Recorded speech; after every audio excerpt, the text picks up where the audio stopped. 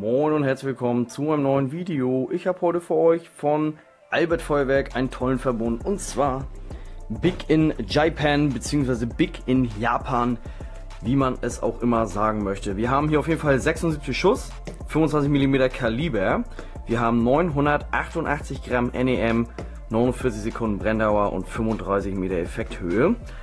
Richtig schön, also auch das Design hier. Der Pyroboss sitzt hier schön an seinem Tippi oder was auch immer das ist, hier an seiner Hütte und bastelt auf jeden Fall Feuerwerk. Sieht übel geil aus.